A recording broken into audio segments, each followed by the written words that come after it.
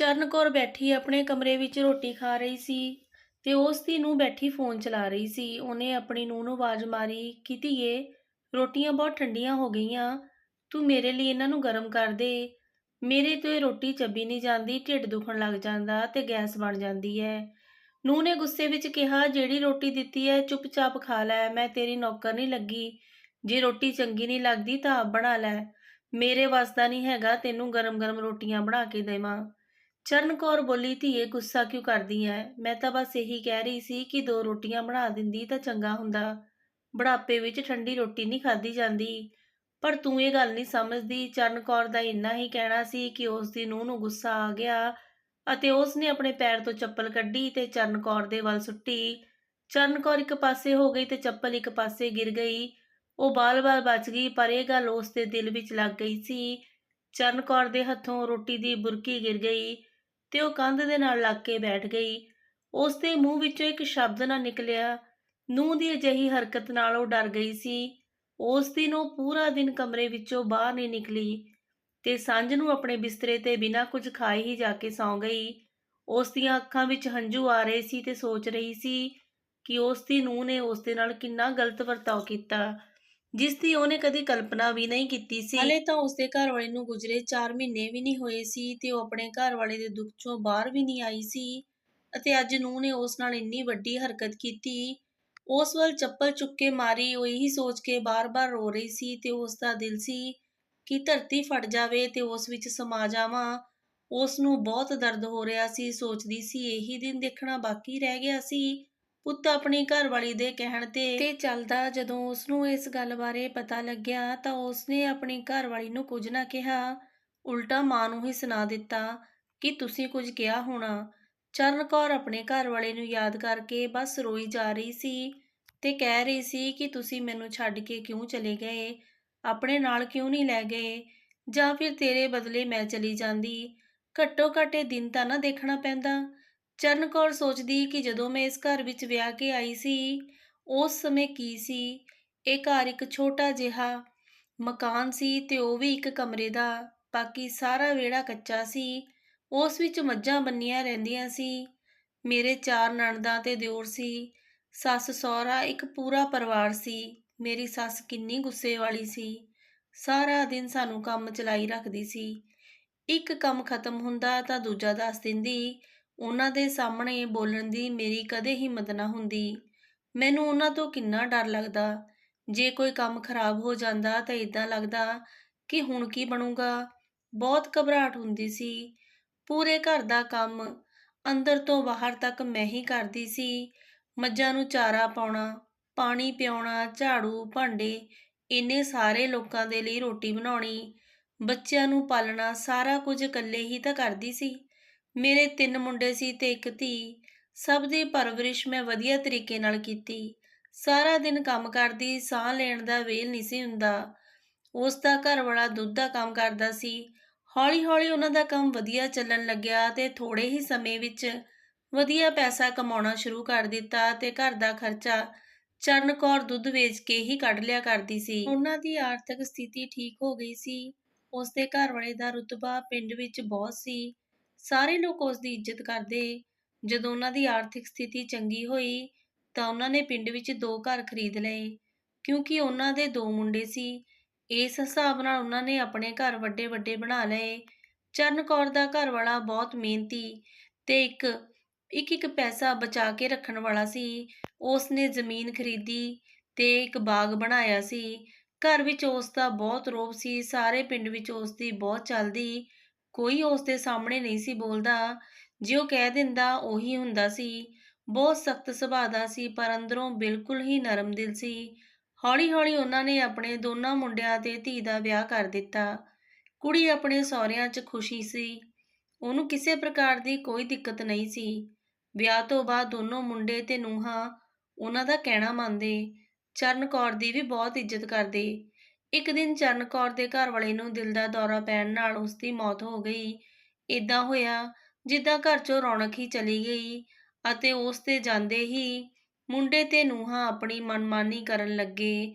ਉਹ ਆਪਣੀਆਂ ਮਰਜ਼ੀਆਂ ਕਰਦੇ ਸੀ ਅਤੇ ਘਰ ਆਪਣੀ ਮਰਜ਼ੀ ਨਾਲ ਚਲਾਉਣ ਲੱਗੇ। ਅੱਜ ਤਾਂ ਹੱਦ ਹੀ ਹੋ ਗਈ। 2 ਗਰਮ ਰੋਟੀਆਂ ਦੇ ਬਦਲੇ ਉਸ ਦੀ ਨੂੰਹ ਨੇ ਉਸ 'ਤੇ ਚੱਪਲ ਚੁੱਕ ਲਈ। ਉਹ ਸੋਚ ਰਹੀ ਸੀ ਜਿਸ ਘਰ ਨੂੰ ਸਜਾਉਣ ਲਈ, ਬਣਾਉਣ ਲਈ ਉਸ ਨੇ ਇੰਨੀ ਮਿਹਨਤ ਕੀਤੀ, ਅੱਜ ਉਸੇ ਘਰ ਵਿੱਚ ਉਸ ਦਾ ਅਪਮਾਨ ਹੋ ਰਿਹਾ ਹੈ। ਇਹ ਦਰਦ ਤੇ ਤਕਲੀਫ਼ ਸਹਿਣ ਨਹੀਂ ਹੋ ਰਿਹਾ ਸੀ। ਪੂਰੀ ਰਾਤ ਚਰਨ ਕੌਰ ਰੋਂਦੀ ਰਹੀ ਤੇ ਰੋਂਦੇ-ਰੋਂਦੇ ਉਸ ਦੀਆਂ ਅੱਖਾਂ ਵੀ ਸੁੱਜ ਗਈਆਂ। ਸ਼ਾਮ ਤੋਂ ਸਵੇਰ ਤੋਂ ਸਾਂਝ ਹੋ ਗਈ ਪਰ ਮੁੰਡਾ ਤੇ ਨੂੰਹ ਉਸ ਨੂੰ ਮਿਲਣ ਨਹੀਂ ਆਏ। ਨਾ ਹੀ ਉਸ ਨਾਲ ਗੱਲ ਕੀਤੀ ਕਿ ਮਾਂ ਤੂੰ ਕਮਰੇ ਚੋਂ ਬਾਹਰ ਕਿਉਂ ਨਹੀਂ ਆਈ? ਤੈਨੂੰ ਕੀ ਤਕਲੀਫ਼ ਹੈ? ਉਹ ਥੋੜ੍ਹੀ ਦੇਰ ਲਈ ਉੱਠੀ ਤੇ ਆਪਣੇ ਹੰਝੂ ਸਾਫ਼ ਕੀਤੇ ਤੇ ਅਲਮਾਰੀ ਚੋਂ ਇੱਕ ਬੈਗ ਕੱਢਿਆ ਤੇ ਉਸ ਵਿੱਚ ਆਪਣੇ ਕੱਪੜੇ, ਜ਼ਮੀਨ, ਘਰ ਦੇ ਕਾਗਜ਼ ਤੇ ਪੈਸੇ ਗਹਿਣੇ ਸਭ ਰੱਖ ਲਿੱਤਾ ਤੇ ਆਪਣੇ ਬੈਗ ਨੂੰ ਲੈ ਕੇ ਘਰੋਂ ਚੱਲੀ। ਜਦੋਂ ਉਹ ਬੈਗ ਲੈ ਕੇ ਜਾ ਰਹੀ ਸੀ ਤਾਂ ਉਸ ਦਾ ਇੱਕ ਵੀ ਮੁੰਡਾ ਜਾਂ ਨੂੰਹ ਉਸ ਨੂੰ ਇਹ ਪੁੱਛਣ ਦੀ ਕੋਸ਼ਿਸ਼ ਹੀ ਨਹੀਂ ਕਰ ਰਹੀ ਸੀ ਕਿ ਮਾਂ ਤੂੰ ਕਿੱਥੇ ਚੱਲੀ ਹੈਂ? ਕਿਉਂ ਜਾ ਰਹੀ ਹੈਂ? ਚਰਨ ਕੌਰ ਆਪਣਾ ਸਮਾਨ ਲੈ ਕੇ ਘਰੋਂ ਨਿਕਲ ਗਈ ਪਰ ਉਸ ਦੇ ਮਨ ਵਿੱਚ ਬਹੁਤ ਸਵਾਲ ਸੀ ਕਿ ਇਸ ਤਰ੍ਹਾਂ ਗਹਿਣੇ ਤੇ ਜਾਇਦਾਦ ਦੇ ਕਾਗਜ਼ ਲੈ ਕੇ ਕਦੇ ਘਰੋਂ ਨਹੀਂ ਸੀ ਗਈ, ਕਦੇ ਪੇਕੇ ਨਹੀਂ ਸੀ ਗਈ। 1 ਜਾਂ 2 ਦਿਨਾਂ ਲਈ ਪੇਕੇ ਜਾਂਦੀ ਤੇ ਵਾਪਸ ਆ ਜਾਂਦੀ। ਕਿਉਂਕਿ ਸਹੁਰਿਆਂ ਵਿੱਚ ਇੰਨੀਆਂ ਜ਼ਿੰਮੇਦਾਰੀਆਂ ਸੀ, ਇਸ ਲਈ ਉਹ ਜਾਂਦੀ ਨਹੀਂ ਸੀ। ਉਹਨੇ ਬਹੁਤ ਹਿੰਮਤ ਕਰਕੇ ਆਪਣੇ ਪੇਕੇ ਘਰ 'ਚ ਪੈਰ ਰੱਖਿਆ। ਸਾਹਮਣੇ ਕੁਰਸੀ ਤੇ ਉਸ ਦਾ ਵੱਡਾ ਭਰਾ ਬੈਠਾ ਸੀ ਜੋ ਕਿ ਚਾਹ ਪੀ ਰਿਹਾ ਸੀ। ਚਰਨ ਕੌਰ ਨੂੰ ਦੇਖਿਆ ਤੇ ਹੈਰਾਨ ਹੋ ਗਿਆ ਤੇ ਕਹਿਣ ਲੱਗਿਆ, ਤੂੰ ਇੱਥੇ ਕਿੱਦਾਂ ਚਰਨ ਕੌਰ? ਮਨ ਵਿੱਚ ਸੋਚ ਰਹੀ ਸੀ, ਜਦੋਂ ਪੇਕੇ ਜਾਵਾਂਗੀ ਤਾਂ ਸਾਰੇ ਪੁੱਛਣਗੇ ਕਿਵੇਂ ਆ ਗਈ? ਬਿਨਾਂ ਦੱਸੇ, ਬਿਨਾਂ ਖਬਰ ਦਿੱਤੇ ਭਰਾ ਨੇ ਪੁੱਛਿਆ, ਘਰ 'ਚ ਸਭ ਠੀਕ ਨੇ? ਨੂੰਹ ਪੁੱਤ ਤਾਂ ਠੀਕ ਨੇ? ਇੰਨੇ ਨੂੰ ਉਸ ਦੀ ਭਰਜਾਈ ਅੰਦਰੋਂ ਆ ਗਈ। ਉਸ ਨੂੰ ਦੇਖ ਕੇ ਬਹੁਤ ਖੁਸ਼ ਹੋਈ। ਉਸ ਨੂੰ ਦੇਖ ਕੇ ਸਭ ਨੂੰ ਵਧੀਆ ਲੱਗ ਰਿਹਾ ਸੀ। ਭਤੀਜੀ ਨੇ ਚਾਹ ਪਿਲਾਈ ਅਤੇ ਚਰਨ ਕੌਰ ਨੂੰ ਅੰਦਰ ਬਿਠਾਇਆ। ਚਰਨ ਕੌਰ ਨੇ ਆਪਣਾ ਸਮਾਨ ਇੱਕ ਪਾਸੇ ਰੱਖ ਦਿੱਤਾ ਤੇ ਦੂਜੀ ਕੁਰਸੀ ਤੇ ਬਹਿ ਗਈ ਤੇ ਪੇਕੇ ਆਉਣ ਤੋਂ ਬਾਅਦ ਵੀ ਚਰਨ ਕੌਰ ਦੇ ਚਿਹਰੇ ਤੇ ਪਰੇਸ਼ਾਨੀ ਸੀ ਜੋ ਕਿ ਸਾਫ਼-ਸਾਫ਼ ਦਿਸ ਰਹੀ ਸੀ। ਉਸ ਦੇ ਭਰਾ ਨੇ ਪੁੱਛਿਆ, ਕੀ ਗੱਲ ਹੈ ਚਰਨ ਕੌਰ? ਕੋਈ ਗੱਲ ਹੈ ਜੋ ਤੈਨੂੰ ਸਤਾ ਰਹੀ ਹੈ? ਭੈਣੇ ਸਾਨੂੰ ਦੱਸ, ਤੈਨੂੰ ਕਦੀ ਏਦਾਂ ਆਉਂਦੇ ਨਹੀਂ ਦੇਖਿਆ ਕਿ ਤੂੰ ਅਚਾਨਕ ਨਾਲ ਆ ਜਾਵੇਂ, ਉਹ ਵੀ ਇੰਨਾ ਵੱਡਾ ਬੈਗ ਲੈ ਕੇ। ਸਭ ਠੀਕ ਤਾਂ ਹੈ? ਕੋਈ ਗੱਲ ਤਾਂ ਨਹੀਂ? ਤੂੰ ਮੈਨੂੰ ਦੱਸ ਸਕਦੀ ਹੈਂ? ਚਰਨ ਕੌਰ ਨੇ ਕਿਹਾ, ਨਹੀਂ ਵੀਰੇ, ਏਦਾਂ ਦੀ ਕੋਈ ਗੱਲ ਨਹੀਂ। ਤੈਨੂੰ ਪਤਾ ਇਹਨਾਂ ਦੇ ਜਾਣ ਤੋਂ ਬਾਅਦ ਮੇਰਾ ਉੱਥੇ ਦਿਲ ਨਹੀਂ ਲੱਗਦਾ, ਇਸ ਲਈ ਮਨ ਉਦਾਸ ਸੀ। ਕੁਝ ਦਿਨ ਸੋਚਿਆ ਤੁਹਾਡੇ ਕੋਲ ਆ ਜਾਵਾਂ, ਮੇਰਾ ਦਿਲ ਲੱਗ ਜਾਊਗਾ, ਇਸ ਲਈ ਮੈਂ ਕੁਝ ਦਿਨਾਂ ਲਈ ਇੱਥੇ ਆਈ ਹਾਂ। ਉਸ ਦੇ ਭਰਾ ਨੇ ਕਿਹਾ, ਭੈਣੇ ਤੂੰ ਬਹੁਤ ਵਧੀਆ ਕੀਤਾ ਹੈ, ਤੇਰਾ ਆਪਣਾ ਪੇਕਿਆਂ ਦਾ ਘਰ ਹੈ, ਜਿੰਨੇ ਦਿਨ ਮਰਜ਼ੀ ਰਹਿ। ਉਸ ਸਮੇਂ ਉਹਨਾਂ ਦੀ ਭਰਜਾਈ ਵੀ ਆ ਗਈ। ਉਸਨੇ ਆਪਣੀ ਨਣਦ ਲਈ ਉਸ ਦੀ ਪਸੰਦ ਦਾ ਖਾਣਾ ਬਣਾਇਆ। ਸਭ ਨੇ ਮਿਲ ਕੇ ਰੋਟੀ ਖਾਧੀ। ਫਿਰ ਉਹ ਆਪਣਾ ਸਮਾਨ ਲੈ ਕੇ ਕਮਰੇ ਵਿੱਚ ਚਲੀ ਗਈ। ਸਮਾਨ ਨੂੰ ਰੱਖ ਕੇ ਬੈੱਡ ਤੇ ਬੈਠ ਗਈ ਪਰ ਆਪਣੀ ਨੂੰਹ ਦਾ ਕੀਤਾ ਵਰਤਾਵ ਉਸ ਨੂੰ ਯਾਦ ਆ ਰਿਹਾ ਸੀ। ਉਸ ਨੂੰ ਯਾਦ ਕਰਕੇ ਉਹ ਸਹਿਮ ਜਾਂਦੀ। ਉਹ ਉਸ ਦਿਨ ਨੂੰ ਭੁੱਲ ਨਹੀਂ ਪਾ ਰਹੀ ਸੀ। ਇਸੇ ਗੱਲ ਨੂੰ ਲੈ ਕੇ ਚਰਨ ਕੌਰ ਅੰਦਰੋਂ ਹੀ ਅੰਦਰ ਘੁੱਟ ਰਹੀ ਸੀ। ਉਸ ਦੀਆਂ ਅੱਖਾਂ ਵਿੱਚੋਂ ਹੰਝੂ ਵਹਿ ਰਹੇ ਸੀ। ਦੂਜੇ ਦਿਨ ਸਵੇਰੇ ਜਦੋਂ ਚਰਨ ਕੌਰ ਜਾਗੀ ਤਾਂ ਉਸ ਦੀ ਭਾਬੀ ਨੇ ਨਾਸ਼ਤਾ ਬਣਾ ਦਿੱਤਾ। ਸਭ ਨੇ ਨਾਸ਼ਤਾ ਕੀਤਾ ਪਰ ਚਰਨ ਕੌਰ ਦਾ ਮਨ ਕਿੱਥੇ ਲੱਗਦਾ ਸੀ। ਉਸ ਦੀਆਂ ਅੱਖਾਂ ਦਰਵਾਜ਼ੇ ਵੱਲ ਸੀ। ਕੀ ਪਤਾ ਉਸ ਦੇ ਦੋਨੋਂ ਪੁੱਤ ਤੇ ਨੂੰਹਾਂ ਉਸ ਨੂੰ ਲੈਣ ਆਉਣ। ਪਰ ਸਵੇਰ ਤੋਂ ਸ਼ਾਮ ਹੋ ਗਈ, ਕਿਸੇ ਨੂੰ ਤੇ ਮੁੰਡੇ ਨੇ ਉਸ ਦੀ ਖਬਰ ਨਾ ਲਈ। ਰਾਤ ਨੂੰ ਇਹੀ ਸੋਚਦੇ-ਸੋਚਦੇ ਉਸ ਦੀ ਅੱਖ ਲੱਗ ਗਈ। ਦੂਜੇ ਦਿਨ ਜਦੋਂ ਉੱਠੀ, ਉਸ ਦੀ ਧੀ ਉਸ ਨੂੰ ਮਿਲਣ ਆਈ ਅਤੇ ਉਸ ਦੇ ਬੱਚੇ ਵੀ ਉਹਦੇ ਨਾਲ ਸੀ। ਚਰਨ ਕੌਰ ਦੇ ਚਿਹਰੇ ਤੇ ਮੁਸਕਾਨ ਆ ਗਈ। ਸਾਰੇ ਬੱਚੇ ਉਸ ਦੇ ਗਲੇ ਨਾਨੀ ਜੀ ਕਹਿ ਕੇ ਲੱਗ ਗਏ। ਉਹ ਉਸ ਦੀ ਹਰ ਗੱਲ ਸੁਣਦੇ। ਬੱਚਿਆਂ ਨਾਲ ਮਿਲ ਕੇ ਚਰਨ ਕੌਰ ਆਪਣਾ ਦੁੱਖ ਭੁੱਲ ਗਈ। ਉਹਨਾਂ ਦੀ ਧੀ ਆਪਣੀ ਮਾਂ ਤੇ ਜਾਨ ਵਾਰਦੀ ਸੀ। ਉਹ ਬਹੁਤ ਪਿਆਰ ਕਰਦੀ ਸੀ। ਜਦੋਂ ਉਸ ਨੂੰ ਪਤਾ ਲੱਗਿਆ ਕਿ ਮਾਂ ਮਾਮੇ ਘਰ ਗਈ ਹੈ ਤਾਂ ਆਪਣੇ ਬੱਚਿਆਂ ਨੂੰ ਲੈ ਕੇ ਮਾਂ ਨੂੰ ਮਿਲਣ ਆ ਗਈ। 3 ਦਿਨ ਉਸ ਦੀ ਧੀ ਤੇ ਬੱਚੇ ਉੱਥੇ ਰੁਕੇ। ਚਰਨ ਕੌਰ ਨੂੰ ਬਹੁਤ ਵਧੀਆ ਲੱਗਿਆ ਪਰ ਉਹਨਾਂ ਦੇ ਜਾਂਦੇ ਹੀ ਫੇਰ ਤੋਂ ਉਦਾਸ ਹੋ ਗਈ। ਫੇਰ ਉਸ ਨੂੰ ਚਿੰਤਾਵਾਂ ਨੇ ਘੇਰ ਲਿੱਤਾ ਤੇ ਸੋਚਣ ਲੱਗੀ ਕਿ ਮੇਰੇ ਮੁੰਡੇ ਤੇ ਮੇਰੀਆਂ ਨੂੰਹਾਂ ਮੈਨੂੰ ਹੁਣ ਤੱਕ ਲੈਣ ਕਿਉਂ ਨਹੀਂ ਆਏ? ਕਿਉਂ ਕਿਸੇ ਨੂੰ ਮੇਰੀ ਯਾਦ ਨਹੀਂ ਆਈ? ਕੀ ਮੈਂ ਘਰ ਨਹੀਂ? ਕਿਸੇ ਨੂੰ ਮੇਰੀ ਲੋੜ ਨਹੀਂ? ਇਹ ਸਾਰੇ ਪ੍ਰਸ਼ਨ ਉਸ ਦੇ ਦਿਲ ਵਿੱਚ ਚੱਲ ਰਹੇ ਸੀ। ਏਦਾਂ ਹੀ ਉਡੀਕਦੇ 10 ਦਿਨ ਬੀਤ ਗਏ ਸੀ। ਉਸਨੂੰ ਕੋਈ ਲੈਣ ਨਾ ਆਇਆ। ਚਰਨ ਕੌਰ ਬਹੁਤ ਉਦਾਸ ਸੀ। ਨੂੰਹਾਂ ਤਾਂ ਇਹ ਸੋਚ ਰਹੀਆਂ ਸੀ, ਚੰਗਾ ਹੋਇਆ ਬੁੜੀ ਚਲੀ ਗਈ, ਬਲਾ ਟਲੀ, ਨਹੀਂ ਤਾਂ ਕੁਝ ਨਾ ਕੁਝ ਕੰਮ ਦੱਸਦੀ ਰਹਿੰਦੀ ਸੀ। ਚੰਗਾ ਆਪਣੇ ਪੇਕੇ ਚਲੀ ਗਈ। ਰਹੀ ਜ਼ਮੀਨ ਜਾਇਦਾਦ ਦੀ ਤਾਂ ਉਹ ਕਿਹੜਾ ਨਾਲ ਲੈ ਜਾਊਗੀ, ਦਊਗੀ ਤਾਂ ਆਪਣੇ ਬੱਚਿਆਂ ਨੂੰ ਹੀ। ਚਰਨ ਕੌਰ ਨੂੰ ਆਪਣੇ ਭਰਾ ਦੇ ਘਰ ਰਹਿੰਦੇ 15 ਦਿਨ ਬੀਤ ਗਏ। ਉਸਦੇ ਭਰਾ ਨੂੰ ਉਸਦੀ ਚਿੰਤਾ ਹੋਣ ਲੱਗੀ। ਚਰਨ ਕੌਰ ਦਾ ਭਰਾ ਬਹੁਤ ਸਿਆਣਾ ਤੇ ਦਿਆਲੂ ਇਨਸਾਨ ਸੀ। ਉਸਦੀ ਘਰਵਾਲੀ ਵੀ ਬਹੁਤ ਵਧੀਆ ਸੀ। ਦੋਨਾਂ ਨੂੰ ਚਿੰਤਾ ਸੀ ਕਿ ਚਰਨ ਕੌਰ ਇਸ ਤਰ੍ਹਾਂ ਕਿਵੇਂ ਆਈ ਹੈ, ਉਸਨੂੰ ਕੋਈ ਲੈਣ ਕਿਉਂ ਨਹੀਂ ਆਇਆ, ਉਸਦੇ ਘਰ ਵਿੱਚ ਸਭ ਠੀਕ ਤਾਂ ਹੈ। ਭਰਾ ਨੇ ਕੌਰ ਦੇ ਘਰੇ ਫੋਨ ਕੀਤਾ। ਉਧਰੋਂ ਉਸਦੀ ਨੂੰਹ ਨੇ ਫੋਨ ਚੁੱਕਿਆ ਤਾਂ ਕਹਿਣ ਲੱਗੀ, ਬੁੜੀ ਆਪੇ ਹੀ ਘਰ ਛੱਡ ਕੇ ਗਈ ਹੈ, ਕਿਸੇ ਨੇ ਨਹੀਂ ਕਿਹਾ ਸੀ ਜਾਣ ਨੂੰ। ਜਿੱਦਾਂ ਗਈ ਹੈ ਆਪੇ ਆ ਜਾਊਗੀ, ਪਰ ਅਸੀਂ ਨਹੀਂ ਇਸ ਨੂੰ ਲੈਣ ਆਉਣਾ। ਜੇ ਉਹਨੇ ਇਸ ਘਰ 'ਚ ਰਹਿਣਾ ਤਾਂ ਉਹਨੂੰ ਸਾਡੇ ਹਿਸਾਬ ਨਾਲ ਰਹਿਣਾ ਪੈਣਾ। ਜਿੱਦਾਂ ਅਸੀਂ ਖਾਣਾ ਦੇਵਾਂਗੇ ਉਹੀ ਖਾਣਾ ਪੈਣਾ। ਹੁਣ ਇਸ ਘਰ ਵਿੱਚ ਉਸਦੀ ਨਹੀਂ ਚੱਲਦੀ। ਉਸਦੀ ਨੂੰਹ ਦੀਆਂ ਗੱਲਾਂ ਸੁਣ ਕੇ ਉਸਦਾ ਭਰਾ ਸੁੰਨ ਹੋ ਗਿਆ। ਫਿਰ ਉਸਨੇ ਆਪਣੀ ਭੈਣ ਨੂੰ ਸਮਝਾਇਆ ਕਿ ਜੇ ਕੋਈ ਘਰੋਂ ਲੈਣ ਨਹੀਂ ਆਇਆ ਤੂੰ ਆਪ ਚਲੀ ਜਾ, ਤੇਰਾ ਘਰ ਹੈ, ਉਹ ਸਭ ਤੇਰੇ ਬੱਚੇ ਨੇ, ਫਿਰ ਵੀ ਆਪਣੀ ਔਲਾਦ ਹੈ, ਤੂੰ ਜਾ ਆਪਣਾ ਘਰ ਸੰਭਾਲ। ਚਰਨ ਕੌਰ ਦੀਆਂ ਅੱਖਾਂ ਵਿੱਚ ਹੰਝੂ ਆ ਗਏ ਤੇ ਕਹਿਣ ਲੱਗੀ ਕਿ ਮੈਂ ਤੈਨੂੰ ਆਪਣੀ ਸਾਰੀ ਗੱਲ ਦੱਸੀ ਹੀ ਨਹੀਂ, ਹੁਣ ਮੈਥੋਂ ਨਹੀਂ ਸਹਿਆ ਜਾਂਦਾ। ਉਸਨੇ ਆਪਣਾ ਸਾਰਾ ਦੁੱਖ ਆਪਣੇ ਭਰਾ ਦੇ ਸਾਹਮਣੇ ਰੱਖ ਦਿੱਤਾ। ਚਰਨ ਕੌਰ ਉਸ ਦਿਨ ਨੂੰਹ ਦੇ ਸਾਰੇ ਵਿਵਹਾਰ ਦੀ ਗੱਲ ਦੱਸੀ ਤਾਂ ਭਰਾ ਸੁਣ ਕੇ ਹੱਕਾ ਬੱਕਾ ਰਹਿ ਗਿਆ, ਪਰ ਫਿਰ ਵੀ ਆਪਣੀ ਭੈਣ ਨੂੰ ਹੌਸਲਾ ਦੇ ਰਿਹਾ ਸੀ ਤੇ ਚੁੱਪ ਕਰਾ ਰਿਹਾ ਸੀ। ਚਰਨ ਕੌਰ ਨੇ ਕਿਹਾ, ਮੈਂ ਸੋਚਿਆ ਸੀ ਕਿ ਮੇਰੇ ਨੂੰਹ ਤੇ ਪੁੱਤ ਵਿੱਚੋਂ ਕੋਈ ਨਾ ਕੋਈ ਮੈਨੂੰ ਲੈਣ ਆਊਗਾ, ਪਰ ਮੈਨੂੰ ਕੋਈ ਲੈਣ ਨਹੀਂ ਆਇਆ। ਉਹ ਲੋਕ ਮੈਨੂੰ ਇੰਨੀ ਜਲਦੀ ਭੁੱਲ ਜਾਣਗੇ, ਮੈਂ ਸੋਚਿਆ ਨਹੀਂ ਸੀ। ਕਿਸੇ ਨੇ ਆ ਕੇ ਮੇਰੀ ਸਾਰ ਨਹੀਂ ਲਿੱਤੀ, ਕਿਸੇ ਨੇ ਮੈਨੂੰ ਝੂਠਾ ਵੀ ਨਹੀਂ ਪੁੱਛਿਆ ਕਿ ਕਿਸੇ ਨੂੰ ਮੇਰੀ ਲੋੜ ਨਹੀਂ। ਕਹਿੰਦੇ ਕਹਿੰਦੇ ਉਹ ਫੇਰ ਰੋਣ ਲੱਗੀ।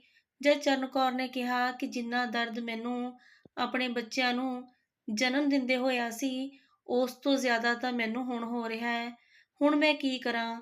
ਸਵੇਰੇ ਉੱਠ ਕੇ ਚਰਨ ਕੌਰ ਨੇ ਇੱਕ ਫੈਸਲਾ ਲਿੱਤਾ ਤੇ ਵਕੀਲ ਨੂੰ ਫੋਨ ਕਰਤਾ ਤੇ ਇੱਕ ਵਸੀਅਤ ਤਿਆਰ ਕਰਵਾਈ। ਵਸੀਅਤ ਤਿਆਰ ਕਰਵਾ ਕੇ ਉਹ ਪੂਰੇ ਆਤਮ ਵਿਸ਼ਵਾਸ ਨਾਲ ਆਪਣੇ ਘਰ ਵਾਪਸ ਆਈ। ਜਿੱਦਾਂ ਹੀ ਘਰ ਆਈ, ਉਸ ਦੀ ਨੂੰਹ ਤੇ ਉਸ ਦੇ ਮੁੰਡੇ ਉਸ ਨੂੰ ਦੇਖ ਕੇ ਕੁਝ ਨਾ ਬੋਲੇ। ਉਹਨੇ ਸਭ ਨੂੰ ਆਪਣੇ ਕੋਲ ਬੁਲਾਇਆ ਤੇ ਕਿਹਾ, ਮੈਂ ਤੁਹਾਨੂੰ ਕੁਝ ਦੱਸਣਾ ਹੈ। ਉਸਨੇ ਕਿਹਾ ਕਿ ਮੇਰਾ ਘਰ ਇਸ ਮਹੀਨੇ ਤੁਸੀਂ ਖਾਲੀ ਕਰ ਦਿਓ। ਮੈਂ ਆਪਣਾ ਘਰ ਵੇਚ ਰਹੀ ਹਾਂ। ਇਹਨਾਂ ਪੈਸਿਆਂ ਨਾਲ ਮੈਂ ਇੱਕ ਸ਼ਹਿਰ ਵਿੱਚ ਛੋਟਾ ਜਿਹਾ ਘਰ ਲੈਣਾ, ਉੱਥੇ ਇੱਕ ਕੰਮ ਵਾਲੀ ਰੱਖਾਂਗੀ ਤੇ ਸਾਰਾ ਕੰਮ ਉਸ ਤੋਂ ਕਰਵਾ ਲਾਂਗੀ। ਹੁਣ ਮੈਨੂੰ ਨੂੰਹਾਂ ਦੀ ਗਰਮ ਰੋਟੀ ਦੀ ਲੋੜ ਨਹੀਂ। ਜ਼ਮੀਨ ਦੀ ਗੱਲ ਤੇ ਬਾਗ ਦੀ, ਉਹ ਮੇਰੇ ਨੇ ਜਦੋਂ ਤੱਕ ਮੈਂ ਜਿਉਂਦੀ ਹਾਂ। ਉਸ ਦੀ ਇੱਕ ਫੁੱਟੀ ਕੌੜੀ ਵੀ ਤੁਹਾਨੂੰ ਕਿਸੇ ਨੂੰ ਨਹੀਂ ਮਿਲਦੀ। ਤੁਸੀਂ ਜੋ ਕਰਨਾ ਕਰ ਲਓ। ਮਿਹਨਤ ਕਰਨੀ ਆ, ਮਜ਼ਦੂਰੀ ਕਰਨੀ ਆ, ਕਰੋ। ਆਪਣੇ ਪੈਸੇ ਆਪ ਕਮਾਓ ਤੇ ਖਰਚੋ। ਉਹ ਮੇਰੀ ਪ੍ਰਾਪਰਟੀ ਹੈ, ਮੇਰੇ ਘਰ ਵਾਲੇ ਦੀ ਜ਼ਮੀਨ ਜਾਇਦਾਦ ਹੈ। ਉਹ ਮੇਰੇ ਮਰਨ ਤੋਂ ਬਾਅਦ ਹੀ ਤੁਹਾਨੂੰ ਮਿਲੇਗੀ, ਉਸ ਤੋਂ ਪਹਿਲਾਂ ਤੁਹਾਨੂੰ ਮੈਂ ਕਿਸੇ ਨੂੰ ਕੁਝ ਨਹੀਂ ਦੇਣਾ।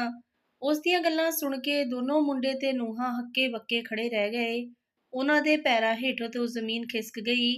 ਉਹ ਸਾਰੇ ਇੱਕ ਦੂਜੇ ਦੇ ਮੂੰਹ ਵੱਲ ਦੇਖਣ ਲੱਗੇ ਤੇ ਫਿਰ ਮਾਂ ਨੂੰ ਮਨਾਉਣ ਦੀ ਕੋਸ਼ਿਸ਼ ਕਰਨ ਲੱਗੇ, ਪਰ ਚਰਨ ਕੌਰ ਕਠੋਰ ਹੋ ਗਈ ਸੀ। ਉਸਨੇ ਕਠੋਰ ਹੋ ਕੇ ਫੈਸਲਾ ਲਿੱਤਾ ਸੀ ਕਿ ਉਹ ਹੁਣ ਉਹਨਾਂ ਦੇ ਨਾਲ ਨਹੀਂ ਰਹੂਗੀ। ਇੰਨੀ ਬੇਇੱਜ਼ਤੀ ਕਰਾ ਕੇ ਗਰਮ ਰੋਟੀ ਖਾਣ ਦਾ ਕੀ ਫਾਇਦਾ? ਇਸ ਗੱਲ ਦਾ ਉਸਨੂੰ ਅਹਿਸਾਸ ਹੋ ਚੁੱਕਿਆ ਸੀ। ਉਸਨੇ ਸੋਚਿਆ ਸੀ ਕਿ ਇਸ ਤੋਂ ਚੰਗਾ ਕਿ ਮੈਂ ਆਪਣੇ ਹੱਥ ਨਾਲ ਬਣਾ ਲਵਾਂ, ਆਪਣੇ ਲਈ ਇੱਕ ਕੰਮ ਵਾਲੀ ਰੱਖ ਲਵਾਂ ਜੋ ਮੇਰੀ ਮਦਦ ਕਰੇ, ਮੇਰੀ ਸੇਵਾ ਕਰੇ। ਹੁਣ ਚਰਨ ਕੌਰ ਨੇ ਆਪਣੀ ਧੀ ਦੇ ਸ਼ਹਿਰ ਵਿੱਚ ਛੋਟਾ ਘਰ ਲੈ ਲਿਆ, ਉੱਥੇ ਹੀ ਰਹਿੰਦੀ ਅਤੇ ਉਸਦੇ ਦੋਹਤੇ ਤੇ ਧੀ ਉਸ ਨੂੰ ਬਹੁਤ ਪਿਆਰ ਕਰਦੇ। ਅਤੇ ਚਰਨ ਕੌਰ ਨੇ ਕਿਹਾ ਕਿ ਮੇਰੇ ਘਰ ਵਿੱਚ ਮੇਰੀ ਧੀ, ਮੇਰੇ ਦੋਹਤੇ ਤੇ ਧੀ ਨੂੰ ਆਉਣ ਦਾ ਹੱਕ ਹੈ। ਮੇਰੇ ਪੁੱਤਾਂ ਤੇ ਮੇਰੀ ਨੂੰਹ ਨੂੰ ਕੋਈ ਹੱਕ ਨਹੀਂ ਕਿ ਉਹ ਮੇਰੇ ਘਰ ਵਿੱਚ ਇੱਕ ਕਦਮ ਵੀ ਰੱਖਣ। ਹਾਂਜੀ ਦੋਸਤੋ, ਉਮੀਦ ਕਰਦੀ ਹਾਂ ਤੁਹਾਨੂੰ ਇਹ ਕਹਾਣੀ ਚੰਗੀ ਲੱਗੀ ਹੋਣੀ। ਜੇਕਰ ਚੰਗੀ ਲੱਗੇ ਤਾਂ ਪਲੀਜ਼ ਕਹਾਣੀ ਨੂੰ ਲਾਈਕ ਸ਼ੇਅਰ ਕਰਿਆ ਕਰੋ ਜੀ। ਚੈਨਲ ਤੇ ਪਹਿਲੀ ਵਾਰੀ ਆਏ ਹੋ ਸਬਸਕ੍ਰਾਈਬ ਜ਼ਰੂਰ ਕਰਿਓ। ਨੋਟੀਫਿਕੇਸ਼ਨ ਬੈਲ ਨੂੰ ਵੀ ਪ੍ਰੈਸ ਕਰ ਲਿਓ ਤਾਂ ਜੋ ਆਉਣ ਵਾਲੀ ਅਗਲੀ ਕਹਾਣੀ ਤੁਹਾਡੇ ਕੋਲ ਜਲਦੀ ਤੇ ਪਹਿਲਾਂ ਪਹੁੰਚੇ। ਕਹਾਣੀ ਸੁਣਨ ਲਈ ਤੁਹਾਡਾ ਸਾਰਿਆਂ ਦਾ ਧੰਨਵਾਦ ਜੀ। ਫਿਰ ਮਿਲਾਂਗੇ ਸੋਹਣੀ ਜੀ ਕਹਾਣੀ ਨਾਲ। ਤਦ ਤੱਕ ਲਈ ਤੁਹਾਨੂੰ ਸਾਰਿਆਂ ਨੂੰ ਮੇਰੇ ਵੱਲੋਂ ਪਿਆਰ ਭਰੀ ਸਤਿ ਸ਼੍ਰੀ ਅਕਾਲ ਜੀ।